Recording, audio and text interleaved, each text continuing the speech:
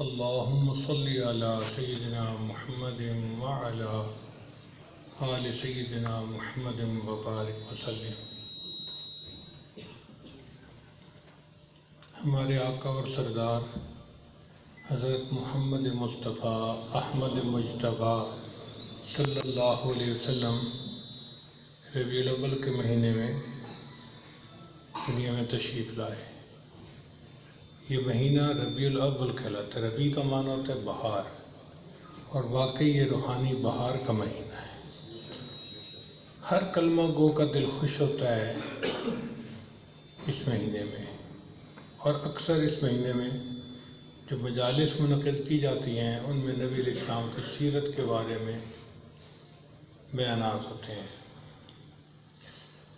آج ہم بھی نبی علیہ السلام کی سیرت کے بارے میں چند باتیں عرض کریں گے۔ امید ہے آپ دل کے کانوں سے سنیں گے اور ساتھ دیں گے۔ اللہ تعالیٰ ارشاد فرماتے ہیں، لَقَدْ كَانَ لَكُمْ فِي رَسُولِ اللَّهِ أُسْوَةٌ حَسَنَةٌ، تحقیق تمہارے لیے رسول اللہ کی زندگی میں بہترین نمونہ موجود ہے۔ ہمارے آقا اور سردار صلی اللہ علیہ وسلم ہر لحاظ سے دنیا کے لیے ایک نمونہ تھے۔ آپ کی زندگی کے جس پہلو کو دیکھیں ہیں، بحیثیت ایک والد کے، بحیثیت ایک شوہر کے، بحیثیت ایک امیر کے، بحیثیت ایک دوست کے، بحیثیت ایک پڑوسی کے، جس زاویے سے دیکھیں نبی علیہ السلام ہمارے لیے ایک نمونہ ہے۔ آپ کو اللہ تعالیٰ نے حسن و جمال میں بھی سب سے اعلیٰ بنایا اور فضل و کمال میں بھی سب سے اعلیٰ بنایا۔ حسن و جمال تو آپ صلی اللہ علیہ وسلم کا ایسا تھا کہ الفاظ میں بیان کرنا مشکل ہے۔ حسان اللہ عنہ فرمایا کرتے تھے، وَأَحْسَنَ مِنْكَ لَمْ تَرَ قَطُّ عَيْنِي وَأَجْمَلَ مِنْكَ لَمْ تَلِدِ النِّسَاءُ خُلِقْتَ مُبَرَّأً مِّن كُلِّ عَيْبٍ كَأَنَّكَ قَدْ خُلِقْتَ كَمَا تَشَاءُ۔ اے محبوب صلی اللہ علیہ وسلم، آپ سے زیادہ خوبصورت چہرہ کبھی آنکھ نے نہیں دیکھا، اور آپ سے زیادہ خوبصورت بچہ کبھی کسی ماں نے جنا ہی نہیں، اور آپ عیب سے اس طرح پاک پیدا ہوئے ہیں جیسے آپ اپنی مرضی کا حسن لے کر دنیا میں آئے ہو، اپنی پسند کا حسن لے کے دنیا میں آئے ہو۔ نبی علیہ السلام نے ارشاد فرمایا، میرے بھائی یوسف سبی تھے، میں ملی ہوں۔ سبی کہتے ہیں گورے چٹے کو۔ عام طور پہ گورے چٹے لوگ خوبصورت لگتے ہیں، مگر ضروری نہیں ہے۔ تو یوسف علیہ السلام کا رنگ گورا تھا اور بہت خوبصورت تھا۔ تو یوسف علیہ السلام سبی تھے، اور ہمارے پیارے آقا صلی اللہ علیہ وسلم ملی تھے۔ ملی مل سے نکلا ہے، نمکین چیز۔ آپ جانتے ہیں کہ نمکین ڈشز جو ہوتی ہیں وہ زیادہ پسندیدہ ہوتی ہیں۔ آپ کو میٹھی ڈشز 2 دن کھلاتے رہیں تو آپ تنگ آ جائیں گے، آپ کہیں گے بھئی بس اب میں نہیں کھا سکتا۔ ساری عمر نمکین ڈشز کھاتے ہیں، تنگ نہیں آتے۔ تو نبی علیہ السلام نے فرمایا کہ میں ملی ہوں۔ اب دونوں کے حسن میں فرق کیا ہے؟ علماء نے لکھا ہے کہ یوسف علیہ السلام کا رنگ گورا سفید تھا، جو بندہ ان کی طرف دیکھتا تھا اس کی نظر ان کے اوپر ٹکتی نہیں تھی۔ اتنے خوبصورت تھے کہ دیکھنے والے کی نظر ان کے اوپر ٹکتی نہیں تھی، اور میرے آقا صلی اللہ علیہ وسلم کی خوبصورتی ایسی تھی کہ جو بندہ ان کی طرف دیکھتا تھا اس کی نظر ان سے ہٹتی نہیں تھی۔ ایک دفعہ نظر پڑ جاتی تھی تو بس یوں سمجھیں کہ نظر ٹک کی جاتی تھی، ہٹانے کو دل نہیں چاہتا تھا۔ تو میرے آقا صلی اللہ علیہ وسلم ملی تھے۔ اللہ نے حسن و جمال میں بھی آپ کو سب سے اعلیٰ بنایا، اور فضل و کمال میں بھی سب سے اعلیٰ بنایا۔ چنانچہ نبی علیہ السلام امی لوگوں میں پیدا ہوئے جو ان پڑھ تھے، پوری قوم ان پڑھ تھی، اور آپ صلی اللہ علیہ وسلم خود بھی نہیں پڑھے ہوئے تھے۔ کسی انسان کے سامنے شاگرد بن کر نہیں بیٹھے پوری زندگی۔ امی و دقیق دان عالم، بے سایہ و صاحبان عالم۔ آپ ان پڑھ تھے مگر دنیا کے سب سے بڑے دقیقہ دان تھے، اور خود بے سایہ تھے مگر اللہ نے ان کو پوری کائنات کا صاحبان بنا دیا تھا۔ چنانچہ نبی علیہ السلام نے اس وقت علم کی فضیلت بیان فرمائی جب دنیا علم کو جانتی نہیں تھی، جاہل لوگ تھے، ان پڑھ لوگ تھے۔ نبی علیہ السلام نے فرمایا طلب العلم فریضۃ علی کل مسلم، ہر مسلمان پر علم کا حاصل کرنا فرض ہے۔ فرمایا اطلب العلم من المہد الی اللحد، پنگھوڑے سے لے کر قبر میں جانے تک تم علم حاصل کرو۔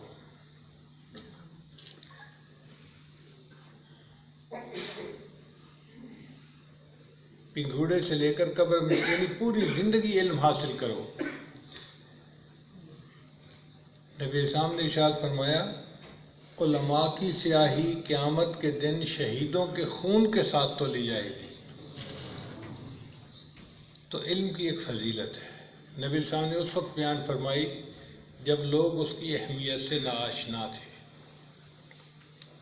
کچھ سال پہلے ایک کتاب لکھی ایک انگریز آدمی نے، اس کا نام تھا مائیکل ہارٹ، بڑی مشہور ہوئی تو ہم نے بھی وہ کتاب پڑھی۔ اس کا نام تھا a ranking of the most influential personalities of history, کہ تاریخ کے اندر جو بہت مؤثر شخصیتیں گزری ہیں ان کی درجہ بندی کی ہوئی تھی۔ اس نے 100 شخصیتوں کا نام لیا تھا، جن میں حضرت موسیٰ علیہ السلام کا نام بھی تھا، عیسیٰ علیہ السلام کا نام بھی تھا، سائنسدان بھی تھے نیوٹن اور باقی لوگ، اور بڑے بڑے ادیب بھی تھے شیکسپیئر جیسے اور باقی لوگ، اور بڑے بڑے جرنیل بھی ان کا تذکرہ تھا۔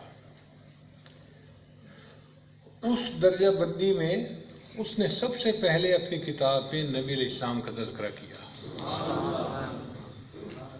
اور اس نے یہ الفاظ لکھے کہ my choice of ranking of the most influential personalities will surprise some of the readers, کہ میں نے جو محمد صلی اللہ علیہ وسلم کو سب سے پہلے نمبر پہ بیان کیا ہے تو کتاب پڑھنے والے اس بات پہ حیران ہوں گے، مگر میرے پاس ایک ٹھوس دلیل موجود ہے، وہ یہ کہ دنیا میں جتنی بڑی شخصیتیں آئیں وہ اپنے وقت کے بہترین کالجز میں، یونیورسٹیز میں پڑھے، بہترین پروفیسروں سے علم حاصل کیا اور اس کے بعد وہ بڑی شخصیت بنے، لیکن محمد صلی اللہ علیہ وسلم کی شخصیت ایسی ہے جو ساری زندگی کسی انسان کے سامنے شاگرد بن کر نہیں بیٹھے، اور پھر وہ اتنی بڑی شخصیت جو بن گئے تو ان کا حق بنتا ہے کہ ان کو پہلے نمبر پر بیان کیا جائے۔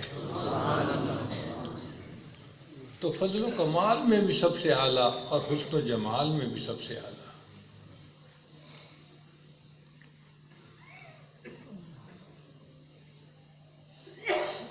اور اپنے اخلاق میں بھی سب سے اعلیٰ۔ چنانچہ نبی علیہ السلام کو اللہ نے کیا تحمل مزاجی عطا فرمائی تھی، کیا ذہانت عطا فرمائی تھی، کیا بردباری عطا فرمائی تھی، کیا اچھے اخلاق عطا فرمائے تھے۔ اللہ قرآن میں تعریف فرماتے ہیں وَإِنَّكَ لَعَلَىٰ خُلُقٍ عَظِيمٍ، اے محبوب آپ تو اخلاق کے بہترین مرتبے پر فائز ہیں۔ اب جن کے اخلاق کو اللہ عظیم کہیں، آپ سوچیں نا وہ کتنے اعلیٰ اخلاق ہوں گے۔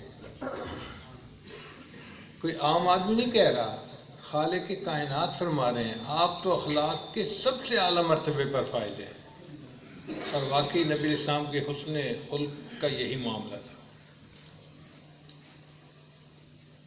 تو فضل و کمال میں بھی سب سے اعلیٰ، اور حسن جمال میں بھی سب سے اعلیٰ، اور اخلاق میں بھی سب سے اعلیٰ۔ آپ صلی اللہ علیہ وسلم کے اخلاق کا ایک واقعہ سن لیجئے کہ جب آپ صلی اللہ علیہ وسلم نے مکہ مکرمہ سے مدینہ طیبہ ہجرت فرمانی تھی تو بڑا دل چاہتا تھا کہ میں بیت اللہ کے اندر داخل ہو کے عبادت کروں اور اللہ سے دعا مانگوں، کیونکہ بیت اللہ کی جدائی نبی علیہ السلام کے اوپر بہت بوجھ محسوس بن رہی تھی۔ تو اس وقت ایک آدمی تھا، اس کا نام تھا عثمان، نبی السلام نے اسے کہا کہ پھر بیت اللہ کا دروازہ کھول دو، میں اندر عبادت کرنا چاہتا ہوں، دعا مانگنا چاہتا ہوں۔ اس نے کہا جی نہیں، میں نہیں کھولتا، قریش مکہ کی طرف سے اجازت نہیں ہے۔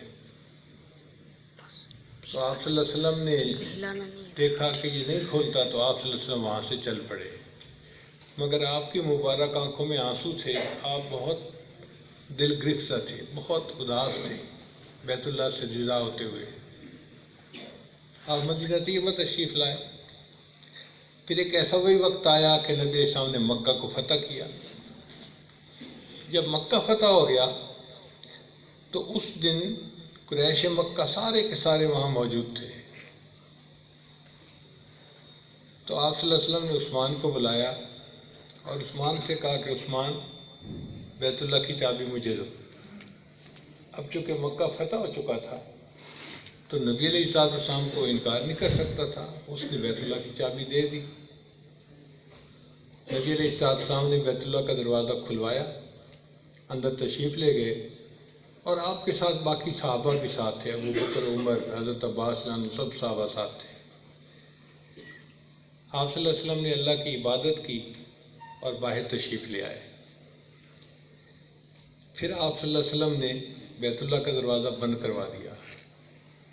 اب جب بیت اللہ کا دروازہ بند کروایا تو صحابہ کرام میں سے ہر صحابی کی یہ خواہش تھی کہ یہ چابی میرے حوالے ہو جائے اور بیت اللہ کا کنجی بردار میں بن جاؤں۔ حضرت بکر صدیق کی بھی تھی، عمر رضی اللہ عنہ کی بھی تھی، عثمان غنی، علی رضی اللہ عنہ، سب کی نہیں۔ اور عام طور پہ ہوتا ایسے ہی ہے، جس بندے کو اقتدار ملتا ہے نا، وہ اپنوں کا نوازتا ہے، اپنی پارٹی کے لوگوں کو، اپنوں کو وہ نوازتا ہے۔ آج وقت تھا کہ نبی علیہ السلام اپنے صحابہ میں سے کسی صحابی کو یہ کنجی دے دیتے، بھئی آج کے بعد یہ کنجی آپ کی نسل میں رہے گی، مگر نبی علیہ السلام نے ایسا نہیں کیا۔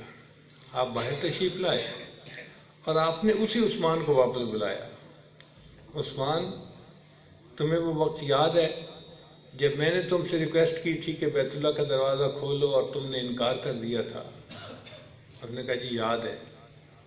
آپ نے فرمایا تمہیں یہ بھی یاد ہے کہ میں نے تمہیں کہا تھا عثمان، ایک وقت آئے گا کہ جب جس پوزیشن میں میں ہوں تم کھڑے ہوگے اور جس پوزیشن میں تم ہو اس میں میں کھڑا ہوں گا، اور تمہیں نے اس وقت غصہ کیا تھا۔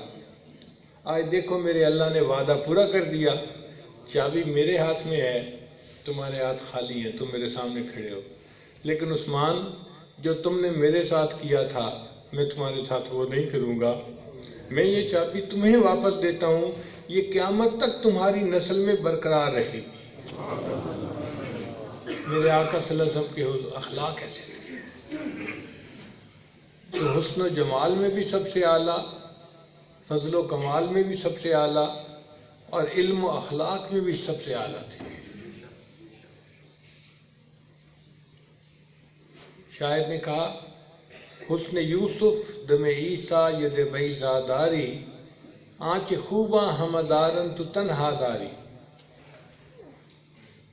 اے اللہ کے حبیب صلی اللہ علیہ وسلم، اللہ تعالیٰ نے یوسف علیہ السلام کو حسن عطا کیا تھا، عیسیٰ علیہ السلام کو دم عطا کیا تھا، اور موسیٰ علیہ السلام کو ید بیضا عطا کیا تھا۔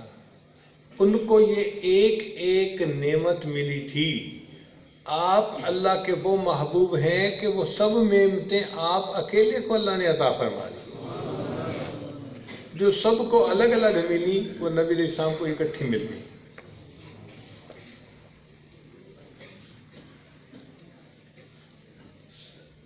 اللہ تعالیٰ نے قرآن مجید میں نبی علیہ السلام کے بارے میں فرمایا، وَرَفَعْنَا لَكَ ذِكْرَكَ، اے میرے محبوب صلی اللہ علیہ وسلم، ہم نے آپ کے ذکر کو بلند کیا۔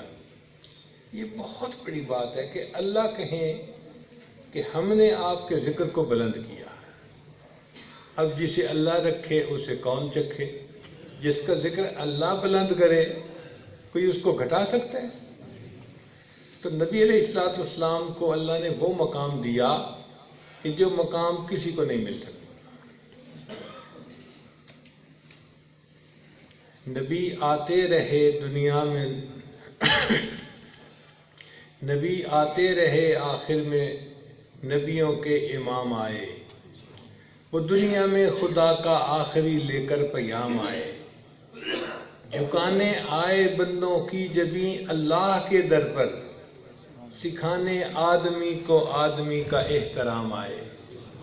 وہ آئے جب تو عظمت بڑھ گئی دنیا میں انسان کی، وہ آئے جب تو عظمت بڑھ گئی دنیا میں انسان کی، وہ آئے جب تو انسان کو فرشتوں کے سلام آئے۔ وہ ہیں بے شک بشر لیکن تشہد میں اذانوں میں، وہ ہیں بے شک بشر لیکن تشہد میں اذانوں میں، جہاں دیکھو خدا کے نام کے بعد ان کا نام آئے۔ تو اللہ نے نام ایسا بلند کیا کہ جہاں اللہ کا نام آتا ہے اس کے بعد نبی علیہ السلام کا نام نامی اس میں گرامی آتا ہے۔ اب چونکہ نوجوان سامنے بیٹھے ہیں اور طلباء جو ہیں نا وہ سائنسی باتوں سے خوش ہوتے ہیں، تو آپ لوگوں کو میں ایک سائنسی بات سمجھانے کی کوشش کرتا ہوں۔ پوری دنیا میں ایک ملک ہے فجی، اس کا نام ہے، اس کو دنیا کا مشرق کہتے ہیں۔ یعنی سورج جب نکلتا ہے نا تو جس ملک پر سب سے پہلے کرنیں پڑتی ہیں اس ملک کا نام فجی ہے، آسٹریلیا سے بھی تھوڑا سا آگے ہے، وہ دنیا کی مشرق ہے۔ اب فرض کرو کہ فجی کے اندر فجر کی اذان کا وقت ہوا، تو ہر ملک میں جب اذان کا وقت ہوتا ہے نا تو آدھا گھنٹہ مختلف مسجدوں میں اذانیں ہوتی رہتی ہیں۔ جیسے پاکستان میں فجر کا وقت ہوتا ہے نا تو پشاور سائڈ پہ پہلے وقت ہو جاتا ہے، پھر اسلام آباد میں، پھر لاہور میں، پھر فیصل آباد، پھر آگے کے جو شہر ہیں ان میں، اور کراچی میں آدھا گھنٹہ بعد میں جا کے نماز کا وقت ہوتا ہے۔ آدھے گھنٹے کا فرق ہے تقریباً ایک سرے سے دوسرے سرے تک۔ تو آدھا گھنٹہ پورے ملک کی مختلف مساجد میں اذانیں ہوتی ہی رہتی ہیں۔ اب فجی میں فجر کی اذانیں شروع ہو گئیں، آدھا گھنٹہ اذانیں ہوتی رہیں پورے ملک میں، اتنے میں سورج اور طلوع ہوا۔ تو اس کے آگے پھر کچھ جزیرے ہیں، ان میں فجر کا وقت ہو جاتا ہے، تو وہاں فجر کی اذانیں شروع ہو گئیں۔ پھر آدھے گھنٹے کے بعد برونائی ایک ملک ہے، اس میں فجر کی اذان شروع ہو جاتی ہے۔ پھر اور آگے کا ٹائم بڑھا تو ملائیشیا کا ملک آ جاتا ہے، پھر ملائیشیا کے ملک میں آدھا گھنٹہ فجر کی اذانیں ہوتی رہتی ہیں۔ پھر وہاں کے بعد انڈونیشیا میں اذانیں شروع ہو جاتی ہیں، پھر اس کے بعد سنگاپور میں اذانیں شروع ہو جاتی ہیں۔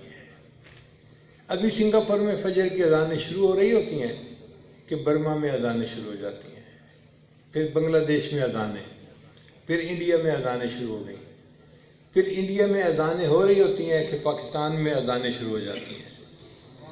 ابھی پاکستان میں اذانیں شروع ہو رہی ہوتی ہیں کہ اس کے آگے جو ایمریٹس ہیں ان میں اذانیں شروع ہو جاتی ہیں، ایک گھنٹے کا فرق ہے دبئی میں اور یہاں میں۔ اور ابھی دبئی اور ایمریٹس میں اذانیں ہو رہی ہوتی ہیں کہ اتنے میں سعودی عرب میں فجر کی اذانیں شروع ہو جاتی ہیں۔ اب جب سعودی عرب میں فجر کی اذانیں شروع ہو رہی ہوتی ہیں نا تو اس وقت پیچھے فجی میں ظہر کی اذانیں شروع ہو جاتی ہیں۔ پھر ظہر کی اذان ہوتے ہوتے ہوتے جب سعودی عرب کا نمبر آتا ہے تو پیچھے سے عصر کی اذان، پیچھے سے مغرب کی اذان، پیچھے سے عشاء کی اذان، اور جب سعودی عرب میں عشاء کی اذان ہو رہی ہوتی ہے تو فجی میں فجر کی اذان ہو رہی ہوتی ہے۔ پوری دنیا میں کوئی ایسا وقت نہیں جب کہیں نہ کہیں کسی نہ کسی ملک میں، شہر میں، کسی بستی میں، کسی مسجد میں اذان نہ ہو رہی ہو اور نبی علیہ السلام کا نام نہ بلند ہو رہا ہو۔ اگر ہمارے پاس کوئی ریسیور ہوتا نا جو پوری دنیا کی اذانیں سن سکتا تو ہم اپنے پاس بیٹھ کے سنتے۔ 24 گھنٹے میں ایک بھی منٹ ایسا نہیں کہیں نہ کہیں سے اذان کی آواز نہ آ رہی ہو اور نبی علیہ السلام کا نام نامی بلند نہ ہو رہا ہو۔ اور ابھی تو میں نے فجی سے سعودی عرب تک کی بات کی، اگر سعودی عرب سے آگے جائیں تو آگے مغرب آ جاتا ہے، ویسٹرن کنٹریز آ جاتی ہیں، پھر آگے امریکہ کینیڈا آ جاتا ہے، اس کے آگے پاناما آ جاتا ہے، اور پاناما تک مسلمان رہتے ہیں، مسجدیں ہر ملک میں ہیں۔ امریکہ کے اندر ہزاروں مساجد ہیں، تو اذان تو وہ بھی دیتے ہیں، اگرچہ تھوڑے ہیں تعداد میں، مگر مسلمان تو ہیں نا۔ تو اب آپ سوچیں کہ پوری دنیا میں کوئی ایسا وقت نہیں ہوتا جب کہیں نہ کہیں اذان نہ ہو رہی ہو، اقامت نہ ہو رہی ہو، اور نبی علیہ السلام کے ذکر کو اللہ بلند نہ فرما رہے ہوں۔ وَرَفَعْنَا لَكَ ذِكْرَكَ، اے محبوب آپ صلی اللہ علیہ وسلم، آپ کے ذکر کو ہم نے بلند فرمایا۔ اب اللہ نے جب ذکر بلند فرمایا تو آپ دیکھیں پوری دنیا میں محبوب صلی اللہ علیہ وسلم کا نام مبارک بلند ہو رہا ہے۔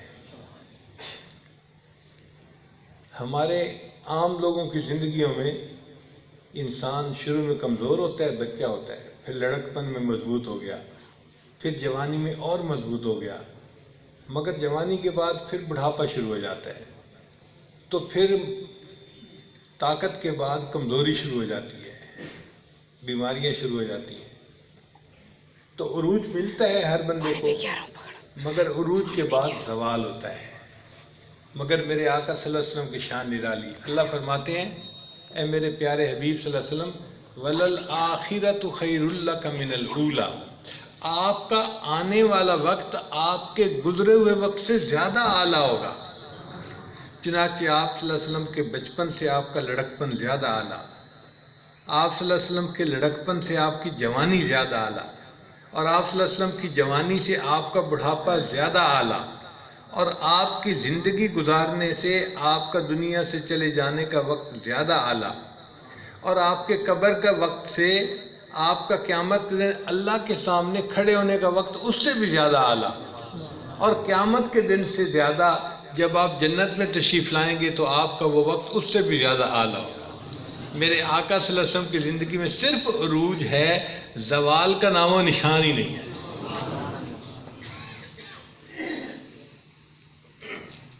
سیدہ صدیقہ عنہا نے ایک شعر کہا، لنا شمس وللآفاق شمس، اے آسمان ایک تیرا سورج ہے اور ایک میرا بھی سورج ہے۔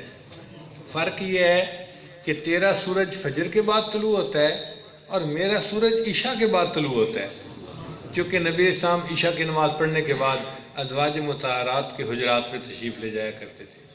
تو فرماتی ہیں کہ تمہارا سورج تو فجر کے بعد طلوع ہوتا ہے اور میرا سورج عشاء کے بعد طلوع ہوتا ہے۔ اور ایک فرق اور بھی ہے کہ آسمان کے سورج تو طلوع ہوتا ہے تو تجھے عروج ملتا ہے دوپہر تک، پھر اس کے بعد تجھے زوال شروع ہو جاتا ہے اور بالآخر تو یعنی مغرب کے وقت غروب ہو جاتا ہے۔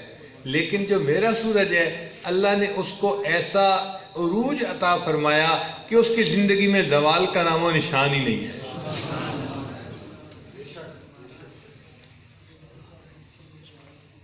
تو محبوب صلی اللہ علیہ وسلم کی شان وَلَلْآخِرَةُ خَيْرٌ لَكَ مِنَ الْأُولَى، اے محبوب آپ کا آنے والا وقت آپ کے گزرے وقت سے زیادہ اعلیٰ ہوگا۔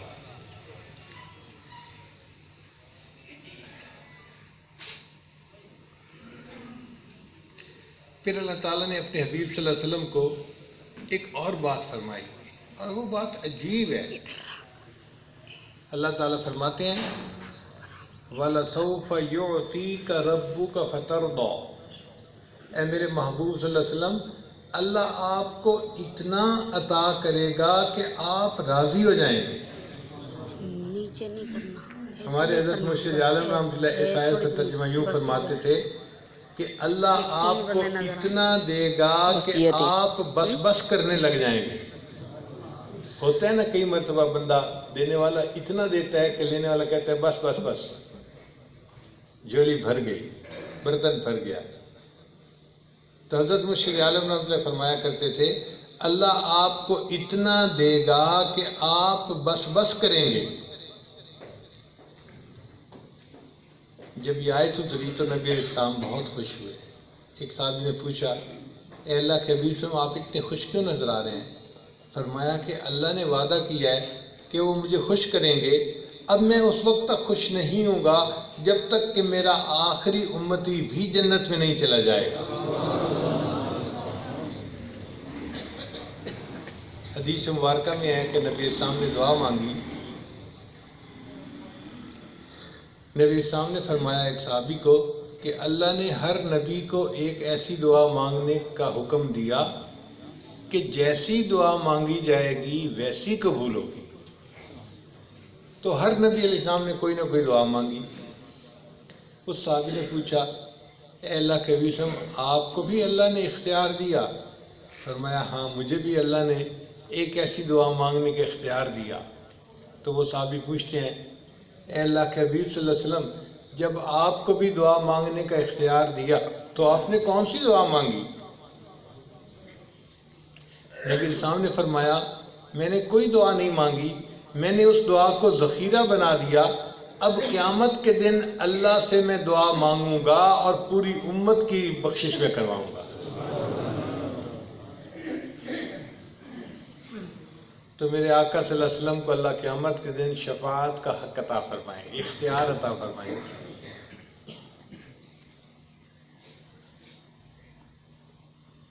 نبی صاحب نے فرمایا کہ اللہ نے مجھے اختیار دیا کہ میری آدھی امت کو بلا حساب جنت بھیج دیں یا پھر جن کی میں شفاعت کروں ان کو بھیجیں۔ فاخترت الشفاعہ، میں نے شفاعہ کو اختیار کر لیا۔ تو صحابی پوچھتے ہیں اے اللہ کے وسلم، آپ نے شفاعت کو کیوں چنا؟ نبی اسلام نے فرمایا آدھی سے زیادہ امت کے جو گناہ گار ہوں گے وہ میری شفاعت کی وجہ سے جنت میں چلے جائیں گے۔ حدیث مبارکہ میں آتا ہے کہ نبی اسلام کو اللہ تعالیٰ مقام محمود عطا فرمائیں گے، اور نبی اسلام فرماتے ہیں میں وہاں جا کر سجدہ کروں گا اور اللہ تعالیٰ کی ایسی حمد بیان کروں گا نہ اس سے پہلے کسی نے کی ہوگی نہ اس کے بعد کوئی ایسی حمد بیان کرے گا۔ تو اللہ تعالیٰ مجھے فرمائیں گے اے میرے محبوب صلی اللہ علیہ وسلم ارفع رأسک، آپ اپنے سر کو اٹھائیے، سل تو عطا، آپ جو مانگیں گے آپ کو عطا کر دوں گا۔ تو نبی علیہ السلام فرماتے ہیں کہ میں سجدے سے سر اٹھاؤں گا، اللہ فرمائیں گے میرے محبوب صلی اللہ علیہ وسلم آپ کیا چاہتے ہیں؟ میں کہوں گا اے اللہ آپ کے بندے اس وقت پریشان ہیں، دھوپ ہے، سایہ نہیں ہے اور لوگ پسینے میں شرابور ہیں، تو آپ اپنی اس بندوں کا حساب لیجئے۔ تو اللہ فرمائیں گے اچھا میرے محبوب صلی اللہ علیہ وسلم کسی کو آگے بڑھائیے تاکہ میں حساب شروع کروں۔ جب اللہ یہ فرمائیں گے نا تو نبی علیہ السلام حضرت ابوبکر صدیق لانو کو کہیں گے ابوبکر آگے بڑھو، حساب دو۔ ابوبکر صدیق لانو رونے لگ جائیں گے، عرض کریں گے اے اللہ کے حبیب صلی اللہ علیہ وسلم میں تو عمر کے بڑے حصے میں جا کر مسلمان ہوا، آپ کسی ایسے بندے کو پیش کریں جو بچپن سے مسلمان ہو اور پوری زندگی اسلام میں گزاری ہو۔ تو نبی علیہ السلام فرمائیں گے نہیں ابوبکر تم حساب دو۔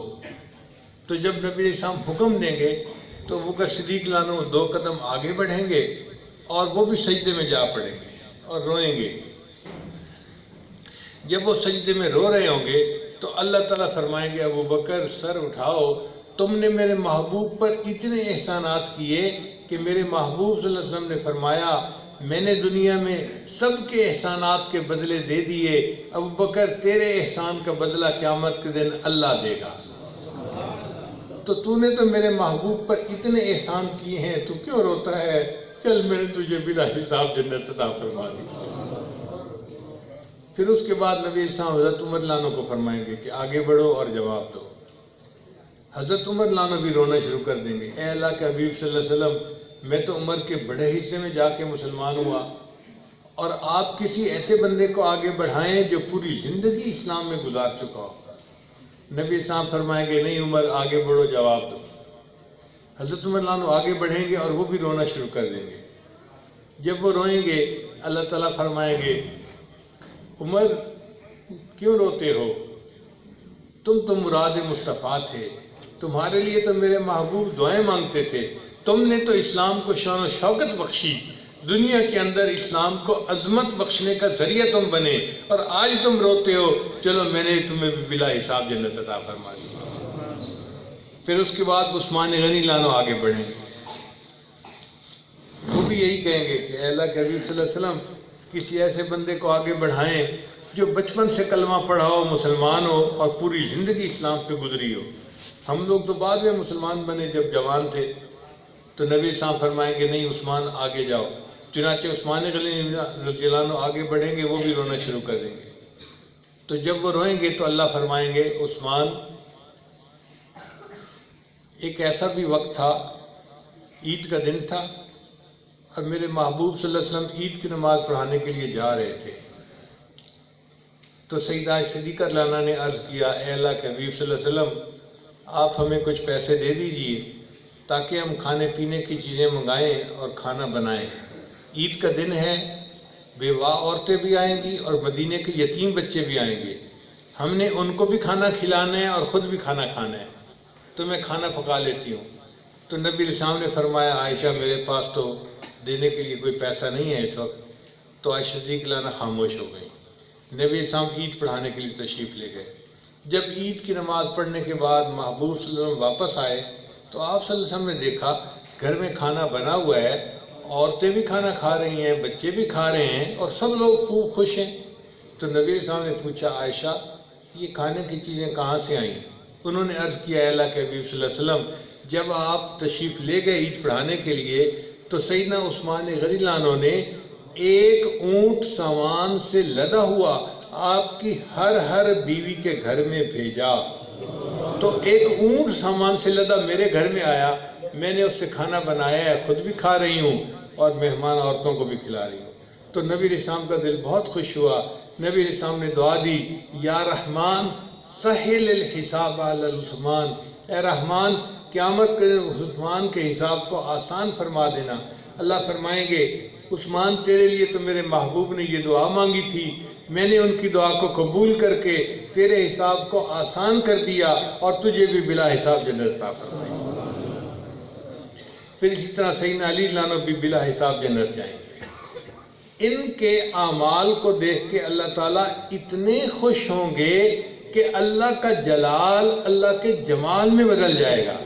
پھر باقی پوری امت کا حساب جمال کے ساتھ ہوگا، اللہ نرمی کے ساتھ، محبت پیار کے ساتھ باقی ساری امت کا حساب لیں گے۔ حدیث مبارکہ میں آتا ہے، نبی صاحب نے دعا مانگی، اے اللہ میری امت کا حساب مجھے دے دیجئے، میں لے لوں گا۔ اللہ نے پوچھا، میرے محبوب آپ ایسی کیوں دعا مانگ رہے ہیں؟ اے اللہ اس لیے کہ میں نہیں چاہتا کہ میری امت کے گناہ دوسری امتوں کے سامنے کھلیں، تو اگر میں نے حساب لینا ہوگا تو میں خاموشی سے ایک طرف حساب لے لوں گا اور دوسروں کو پتہ ہی نہیں چلے گا کہ میری امت نے دنیا میں کیا کیا۔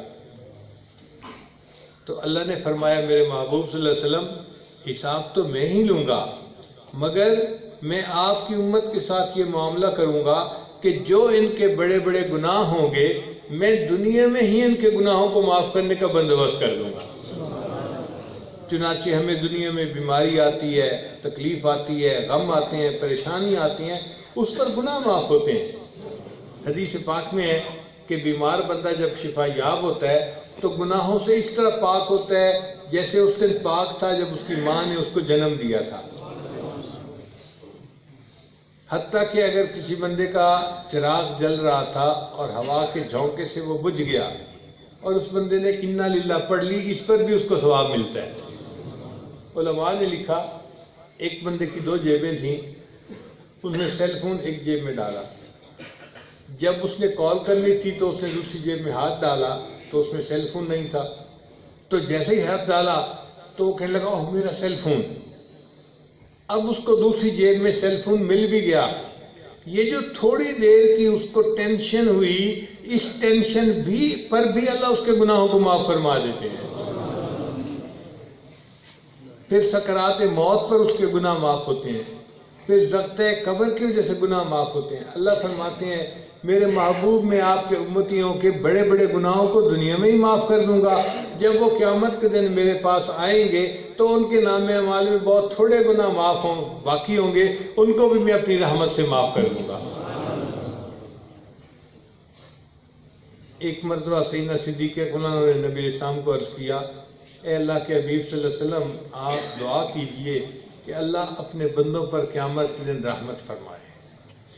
نبی علیہ السلام نے دعا مانگی، اللہ تعالیٰ نے فرمایا، اچھا میرے محبوب صلی اللہ علیہ وسلم میں قیامت کے دن جہنم سے ایک لپ بھر کر بندوں کی نکالوں گا اور ان کو جنت عطا کر دوں گا۔ لپ کہتے ہیں یوں دو ہاتھ یوں کر کے، یعنی اگر گندم پڑی ہو اور میں دونوں ہاتھوں میں بھر لوں تو ہزاروں دانے اس چھوٹی سی لپ میں آ جائیں گے، ہزاروں دانے اس چھوٹی سی لپ میں آ جائیں گے۔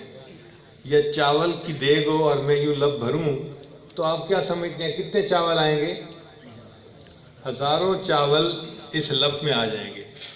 تو ایک بندے کی لپ میں ہزاروں چاول آ جاتے ہیں۔ آپ ذرا غور کریں اللہ تعالیٰ کی لپ کتنی بڑی ہوگی اور کتنے لوگ اس میں آئیں گے جن کو اللہ نکال کر جنت عطا فرما دیں گے۔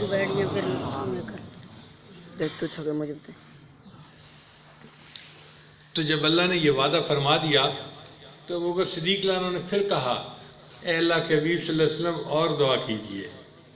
حضرت عمر رضی اللہ عنہ پاس بیٹھے تھے، انہوں نے کہا ابو بکر جب اللہ نے وعدہ فرما لیا میں ایک لپ بھر کر نکالوں گا تو پھر دعا کی کیا ضرورت ہے؟ آپ جانتے ہو اللہ کتنے بڑے ہیں اور اللہ کی لپ کتنی بڑی ہوگی۔ ابو بکر صدیق رضی اللہ عنہ نے جواب دیا عمر اگر اوروں کا بھی فائدہ ہو جاتا ہے تو تمہارا کیا نقصان ہے؟ رحیم تھے نا وہ بھی، اگر اوروں کا فائدہ ہو جاتا ہے تو تمہارا کیا نقصان ہے؟ تو نبی علیہ السلام نے پھر دعا مانگی، اللہ نے وعدہ فرما دیا میں 2 لپیں بھر کے نکالوں گا۔ ابو بکر صدیق رضی اللہ عنہ نے پھر کہا اے اللہ کے وسلم اللہ تعالیٰ متوجہ ہیں اور اللہ کی رحمت متوجہ ہے، آپ اور دعا کیجئے۔ چنانچہ نبی علیہ السلام نے پھر دعا مانگی تو اللہ نے وعدہ کیا میرے محبوب صلی اللہ علیہ وسلم میں 3 لپیں بھر کر لوگوں کی نکالوں گا اور ان کو جنت عطا فرما دوں گا۔ اب آپ سوچئے کہ 3 لپوں میں کتنے لوگ ہوں گے؟ کھربوں کھرب لوگ ہوں گے۔ اللہ کی لپ ہوگی نا، اللہ اکبر کبیرہ۔ نبی علیہ السلام کی دعا سے اللہ اتنے لوگوں کو بلا حساب جنت عطا فرما دیں گے۔ میرے آقا صلی اللہ علیہ وسلم کی رحمت للعالمین کا کیا کہنا؟ آپ صلی اللہ علیہ وسلم نے دعائیں مانگی اور اللہ نے ان دعاؤں کو قبول فرمایا، اور قیامت کے دن پھر آپ شفاعت فرمائیں گے اور نبی علیہ السلام کی شفاعت کی وجہ سے پھر قیامت کے لوگ گناہگار لوگ پھر بھی جنت میں داخل ہو جائیں گے۔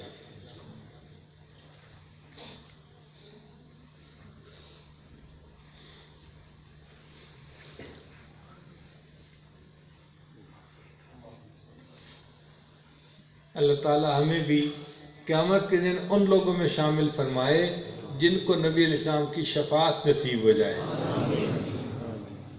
اپنے اعمال تو ہیں نہیں، ہمارے پاس تو ایک ہی سہارا ہے، ایک ہی بھروسہ ہے، اور وہ کیا ہے؟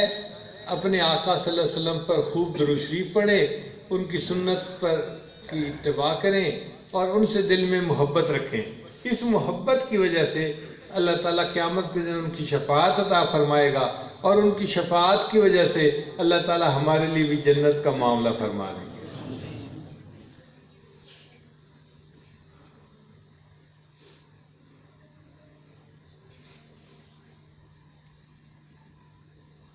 چنانچہ اللہ کے حبیب صلی اللہ علیہ وسلم کو اللہ تعالیٰ نے سب سے اعلیٰ زندگی عطا فرمائی۔ اب 2 باتیں ذرا سمجھیے گا کہ اس کائنات میں جس بندے کو دیکھو اس کی زندگی ادھوری زندگی۔ قائد اعظم کے بارے میں لوگ لکھتے ہیں کہ انہوں نے پاکستان تو بنایا اور وہ چاہتے تھے کہ پاکستان کو ایک بہترین اسلامی مملکت بنائیں، مگر زندگی نے وفا نہ کی، موت آ گئی اور وہ دنیا سے چلے گئے۔ اس کا مطلب کام ادھورا رہ گیا۔ بڑے بڑے فاتحین کی زندگیوں کو پڑھ کر دیکھیں، یہی لکھا ہوگا اس نے یہ فتح کیا، یہ فتح کیا، یہ فتح کیا، اور ابھی اس کا ارادہ اس کو بھی فتح کرنے کا تھا، زندگی نے وفا نہ کی اور وہ دنیا سے چلے گئے، یعنی ان کا کام بھی ادھورا رہ گیا۔ لوگوں نے کہا جی کہ دنیا کے اندر شیکسپیئر نے بڑے اچھے ناول لکھے، اور وہ یہ بھی لکھنا چاہتا تھا زندگی نے وفا نہ کی اور وہ دنیا سے چلا گیا۔ اس کا مطلب اس کا کام بھی ادھورا۔ تو جس بندے کی زندگی کو آپ دیکھیں اسی کی زندگی میں لکھا ہوگا اس نے بڑے اعلیٰ کام کیے، بڑا اعلیٰ انسان تھا، اس نے یہ کیا، یہ کیا، یہ کیا، اور اگر زندگی وفا کرتی تو یہ اور بھی بہت کچھ کر جاتا۔ اس کا مطلب اس کی زندگی ادھوری زندگی ہے، کامل اور پوری زندگی نہیں ہے۔ یہ بات سمجھ میں آ گئی؟ پوری کائنات میں ایک زندگی ایسی ہے جو کامل زندگی، اور وہ ہے ہمارے آقا اور سردار حضرت محمد مصطفیٰ صلی اللہ علیہ وسلم کی۔ حدیث مبارکہ میں آتا ہے حجۃ الوداع کے موقع پر نبی علیہ السلام نے مقام عرفات میں 1,25,000 صحابہ کے سامنے یہ پوچھا، اے لوگو، میں جس پیغام کو پہنچانے کے لیے دنیا میں آیا تھا، کیا میں نے وہ پیغام پہنچا دیا؟ اور 1,25,000 صحابہ نے جواب دیا، اے اللہ کے حبیب صلی اللہ علیہ وسلم، ادیت الامانہ ونصح الامہ، آپ نے امت کو نصیحت کر دی اور امانت کو آپ نے واقعی پہنچا دیا۔ تو نبی علیہ السلام نے آسمان کی طرف انگلی کر کے فرمایا، اللہم اشہد، اے اللہ گواہ رہنا، میں جس مقصد کو لے کے دنیا میں آیا تھا، میں اس مقصد کو پورا کر کے دنیا سے واپس جا رہا ہوں۔ تو پوری کائنات میں کامل زندگی کن کی؟ نبی علیہ السلام کی، جو لے کے آئے تھے دل میں اپنا مقصد، اس کو پورا کر کے گئے۔ اسلام دنیا میں پھیلا، فوج در فوج لوگ اسلام میں داخل ہو گئے، اللہ کے گھر کو آپ نے بتوں سے پاک کر دیا۔ تو جو مقصد آپ لے کے آئے تھے، اللہ نے اس مقصد میں آپ کو کامیاب فرمایا۔ تو تاریخ انسانیت میں سب سے کامل زندگی کس کی ہے؟ نبی علیہ السلام کی ہے۔ اس کے علاوہ کسی کی زندگی کامل نہیں ہے۔ تو بھائی ادھوری زندگی والوں کو ہم اپنا راہبر کیوں بنائیں؟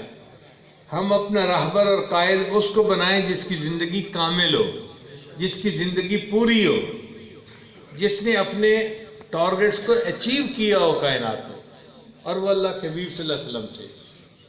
میرا قائد ہے وہ، زندگی پیغام تھا جس کا، محمد نام تھا جس کا، محبت کام تھا جس کا، وہ رفتہ رفتہ جس نے قوم کو منزل عطا کر دی، کلی آغاز تھی جس کی، چمن انجام تھا جس کا۔ تو میرے آقا صلی اللہ علیہ وسلم نے ایک چمن لگا کے دکھا دیا کہ ایسے انسانوں کو بناتے ہیں، اور صحابہ کی ایسی جماعت بنائی کہ دنیا میں انبیاء کے بعد سب سے اعلیٰ انسانوں کی جماعت وہ تھی۔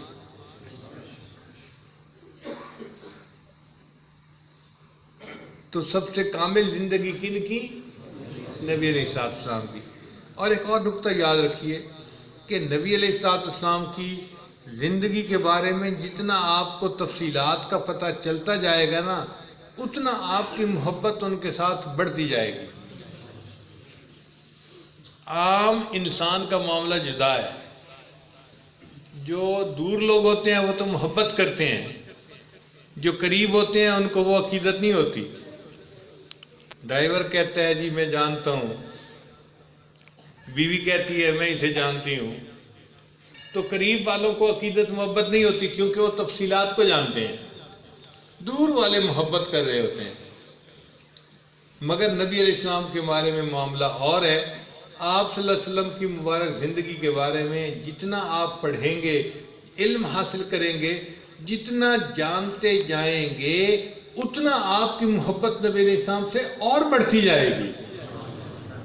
The more you know him, the more you love him. The more you know him, the more you، جتنا زیادہ ان کو جانیں گے اتنا زیادہ آپ کو ان سے محبت ہوتی جائے گی۔ محبت نہ ہونے کی وجہ یہ ہوتی ہے کہ ہمیں پتہ نہیں ہوتا کہ ان کی شخصیت کتنی اعلیٰ تھی، ان کے اخلاق کیسے تھے، ان کا علم کیسا تھا، ان کی تعلیمات کیسی تھی، ہمیں پتہ نہیں ہوتا، اس لیے محبت نہیں ہوتی۔ جن کو جتنا پتہ چلتا جاتا ہے وہ اتنا ان پر قربان ہوتے جاتے ہیں، ان کی محبت اور عشق کی میں اور اضافہ ہوتا جاتا ہے۔ تو دعا ہے کہ اللہ تعالیٰ ہمیں اپنے آقا اور سردار صلی اللہ علیہ وسلم کی اور محبت عطا فرمائے، حتیٰ کہ جب موت کے وقت ملک الموت آئے، ہمارے جسم کے اعضاء کو ٹٹولے تو ہر عضو کو سنت سے سجا ہوا پائے۔ جب ہمارے دماغ کو ٹٹولے تو ہمارے دماغ کو علم نبی سے بھرا ہوا پائے۔ جب ہمارے دل کو ٹٹولے تو ہمارے دلوں کو عشق نبی سے بھرا ہوا پائے۔ عجب چیز ہے عشق شاہ مدینہ، عجب چیز ہے عشق شاہ مدینہ یہی تو ہے عشق حقیقی کا زینہ، ہے معمور اس عشق سے جس کا سینہ، اسی کا ہے مرنا اسی کا ہے جینا۔ وآخر دعوانا ان الحمد للہ رب العالمین۔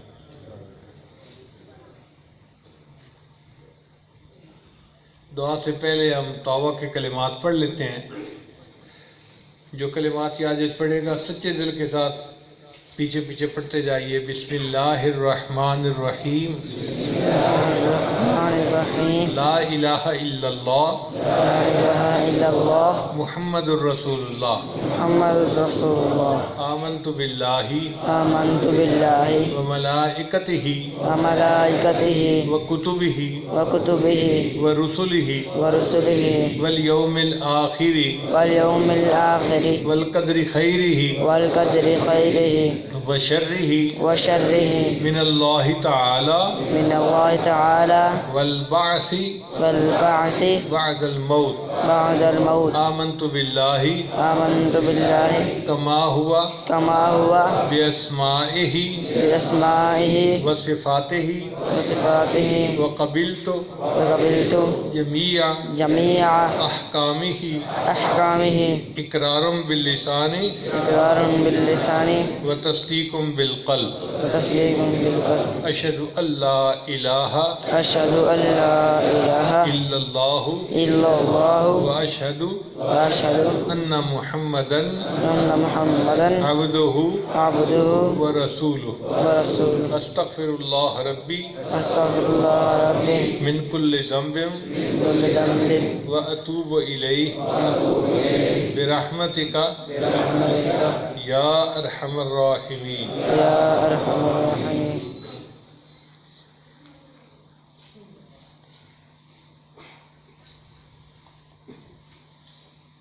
چند معمولات ہیں، اگر ان کو باقاعدگی کے ساتھ کریں گے تو اللہ تعالیٰ دل کو منور کریں گے۔ پہلی چیز ہے 100 مرتبہ استغفار صبح شام پڑھنا، استغفر اللہ ربی من کل ذنب واتوب الیہ۔ دوسرا ہے درود شریف صبح شام 100 دفعہ پڑھنا، اللہم صلی علی سیدنا محمد وعلی آل سیدنا محمد وبارک وسلم۔ تیسرا ہے قرآن مجید کی تلاوت روزانہ کرنا، ایک پارہ، اگر مشکل ہو تو آدھا پارہ صحیح۔ چوتھا ہے چلتے پھرتے ہر وقت دل میں اللہ کو یاد، ہتھ کارول دل یارول، اس کا مشتاق بن جانا۔ اور پانچویں چیز ہے مراقبہ۔ مراقبے کا طریقہ بہت آسان ہے، جب نماز پڑھ کے فارغ ہوں تو اللہ سے لو لگا کے بیٹھیں کہ اللہ کی رحمت آ رہی ہے، دل میں سما رہی ہے، دل کی ظلمت اور سیاہی دور ہو رہی ہے، اور میرا دل اللہ اللہ اللہ بول رہا ہے اور میں اس کو جب روکنا تب کیسے؟ انشاءاللہ 10-15 منٹ کا یہ مراقبہ آپ کے دل کی بیٹری کو چارج کر دے گا اور اللہ کی محبت آپ کے دل میں بڑھے گی، آپ خود اس کو محسوس کریں گے۔ آج کل کے دور میں سیل فون کا استعمال عام ہو گیا ہے۔ ہم جب سارا دن سیل فون استعمال کرتے ہیں نا تو رات کو اس کی بیٹری بالکل ڈسچارج ہو چکی ہوتی ہے، تھوڑی سی رہ جاتی ہے، پھر ہم اسے چارجر سے لگا دیتے ہیں۔ چارجر سے لگانے کا فائدہ یہ ہوتا ہے کہ وہ بیٹری ریچارج ہو جاتی ہے، پھر فل ہو جاتی ہے، اور اگلے دن پھر ہم سارا دن دفتر میں کالیں کرتے ہیں اور اس پہ بزنس کرتے ہیں۔ اسی طرح جب ہم دفتر میں بزنس میں کام کرتے ہیں تو ہمارے جو دل کی کیفیات کی بیٹری ہے نا وہ بھی ڈسچارج ہو جاتی ہے لوگوں سے انٹریکشن کی وجہ سے۔ اب اس کو روزانہ چارج کرنے کی ضرورت ہے۔ جو لوگ چارج نہیں کرتے ان کی کیفیات ختم، نہ نماز کو دل چاہتا ہے، نہ تلاوت کو دل چاہتا ہے، نہ نیکی کو دل چاہتا ہے۔ الٹا شیطانی شہوانی وساوس ان کے اوپر حملہ کرتے ہیں اور وہ بلکہ الٹے سیدھے کاموں میں لگ جاتے ہیں۔ تو ہمیں اس دل کو روزانہ چارج کرنے کی ضرورت ہے۔ اس کو چارج کرنے کا طریقہ کیا ہے؟ یہ مراقبہ، یہ دل کی بیٹری کو اللہ کی جو رحمت کا خزانہ ہے نا چارجر، اس کے ساتھ جوڑنے کا طریقہ ہے کہ اللہ کی رحمت آ رہی ہے، میرے دل میں سما رہی ہے اور میرے دل کی بیٹری کو چارج کر رہی ہے۔ آپ اپنی روز اس بیٹری کو چارج کیا کریں۔ سیل فون کو چارج کرنا اتنا ضروری نہیں جتنا دل کو ریچارج کرنا ضروری ہے۔ پھر آپ دیکھیں آپ کا نماز کو بھی دل چاہے گا، نیکی کو بھی دل چاہے گا، اور ایک اچھے انسان بن کر رہیں گے، گھر کے اچھے فرد بن کر زندگی گزاریں گے۔ ان اعمال کو کریں اور اس کی برکتیں آپ زندگی میں اپنی آنکھوں سے دیکھیں۔ اللہ تعالی ہمیں نیکی کی توفیق عطا فرمائے۔ وآخر دعوانا ان الحمد للہ رب العالمین۔ ہم دعا سے پہلے تھوڑی دیر کے لیے مراقبہ کر لیتے ہیں۔ سب حضرات آنکھوں کو بند کر لیں، سر کو جھکا لیں۔ دنیا اور جو کچھ دنیا